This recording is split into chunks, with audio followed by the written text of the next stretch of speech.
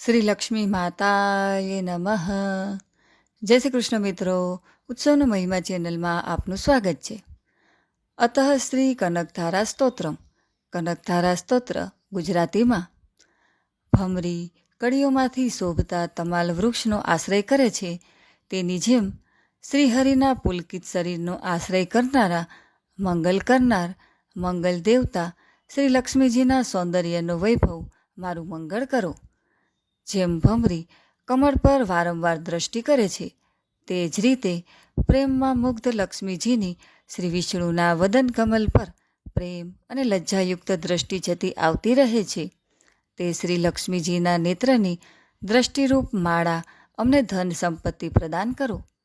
સમગ્ર વિશ્વને ઇન્દ્ર જેવા વૈભવનું દાન આપનાર મુરારી માટે આનંદરૂપ લક્ષ્મીજીની અર્ધમિલિત દ્રષ્ટિ મારી પર ક્ષણવાર માટે પણ પડો.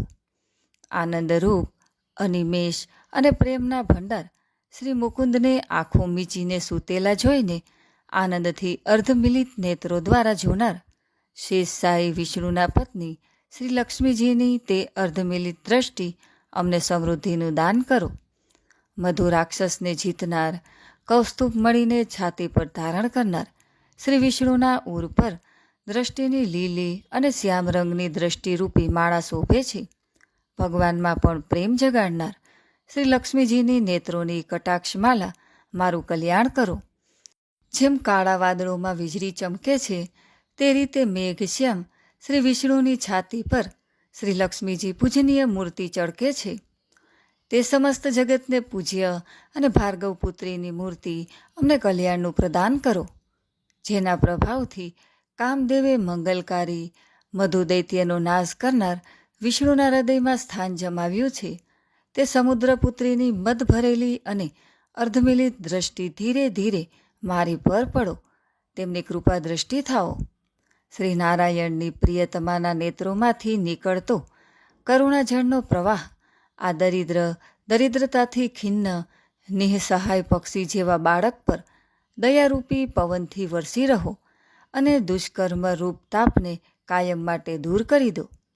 વિશિષ્ટ બુદ્ધિ ધરાવતા લક્ષ્મીજીને પ્રિય એવા લોકો જેમની દયાર્ક દ્રષ્ટિને લઈને સ્વર્ગપદને સરળતાથી પ્રાપ્ત કરે છે, એવી ખીલેલા કમળની શોભા ધરાવતી શ્રી લક્ષ્મીજીની ઇષ્ટ દ્રષ્ટિ મને પુષ્ટ કરો.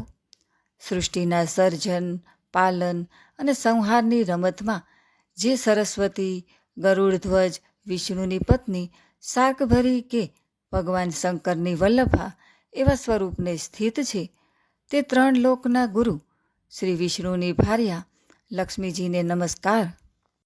શુભ કર્મોનું ફલ આપનાર શ્રુતિને નમસ્કાર. સૌંદર્યના ગુણોની ભંડાર રતિને નમસ્કાર. કમળમાં વાસ કરનાર શક્તિને નમસ્કાર. પુરુષોત્તમને પ્રિય એવી પુષ્ટિને નમસ્કાર. કમળની નાળ જેવા સુંદર મુખને ધારણ કરનારને વંદન. ક્ષીરસાગરમાંથી પ્રગટ થયેલ લક્ષ્મીને વંદન. ચંદ્ર અને અમૃતની ભગિનીને વંદન.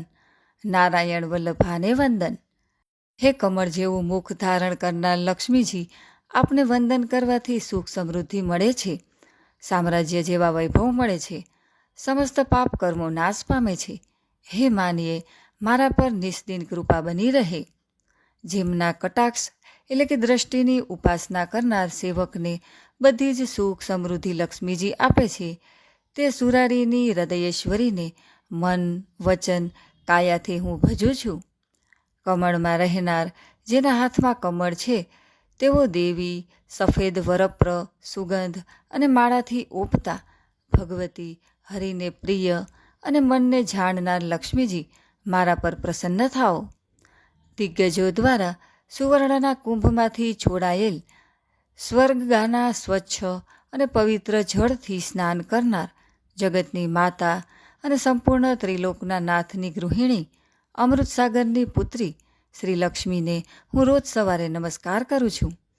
હે કમલા, હે કમલાક્ષ, વિષ્ણુને પ્રિય તમારી કરુણાથી ભરપૂર દ્રષ્ટિથી દરિદ્રોના અગ્રણી આપની દયાને પાત્ર એવા મારા પર જોવાની કૃપા કરો.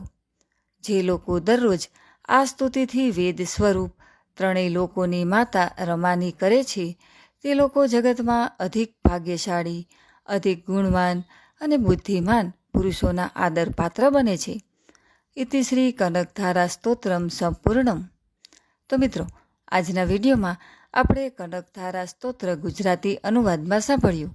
વિડીયો પસંદ આવે તો લાઇક શેર કરી કોમેન્ટમાં જય માં લક્ષ્મી જરૂરથી લખજો. અને અમારી આ યુટ્યુબ ચેનલ જો તમે પહેલીવાર જોઈ રહ્યા હોય તો સબસ્ક્રાઈબ જરૂરથી કરજો. સર્વે ભક્તોને મારા જય શ્રી કૃષ્ણ.